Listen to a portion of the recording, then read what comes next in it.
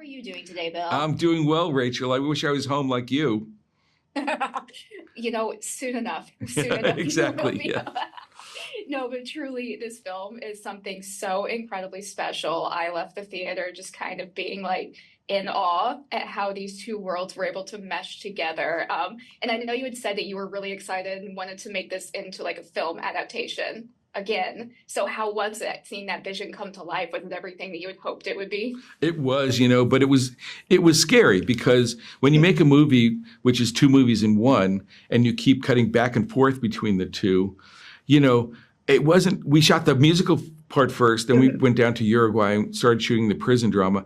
But it was like a few weeks into that when I first saw the beginning of it cut together, and I thought, oh God, maybe this will work, because the fear always was that every time you move from one world to the other, you'd feel kind of interrupted and you'd start to be annoyed and you wouldn't invest in that. But I got to say, that was the challenge we all felt. I felt as a writer, and then we all felt, all the performers felt that we have to make connections between the two, and make it clear at a certain point. I think the penny drops for the audience that, oh man, this kind of somewhat silly Hollywood musical is actually reflecting what's going on between these two people in the cell.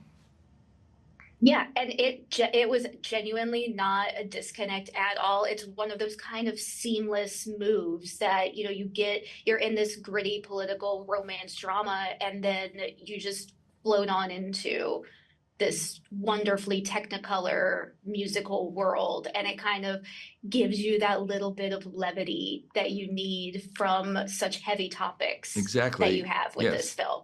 I think that's true, and it's that we need, right? I mean, because if you focus too hard on everything going on in the world, I think you can't get out of bed, right? You need things to kind of give you a different perspective. Yeah, and I think this is definitely going to be one of those films that people are going to go to for an escapism, and then they'll come out of it with a little bit more than they expected, but in a very good, positive way, because you're getting a lot with this film. Yeah. And was it filming like all of the musical scenes first? Like, yes. Was that the best? Do you feel like that was like the best option to do for this? It was so great, because then when Molina is in that cell talking about the movie he loves, he really knows it, and when he puts himself in it, and Diego, when Valentín starts to connect to it, he knows what he's connecting to. It was this incredibly, I have to say, it happened because of schedules and things like that, but it was the luckiest thing, because then we also got to go to Uruguay, make this prison drama, shoot it in order, right?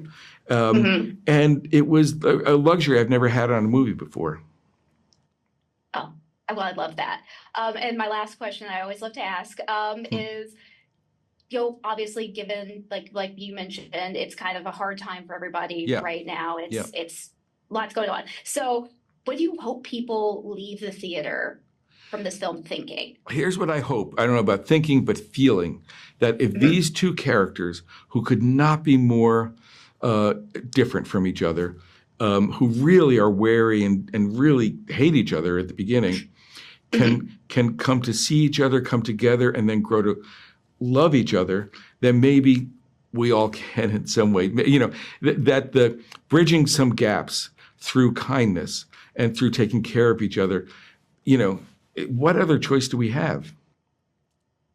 That's very true. Well, thank you so much for chatting with me today. This film is truly so spectacular and lovely and just a lush world, and I cannot wait for people to see it. That's very sweet. Thank you.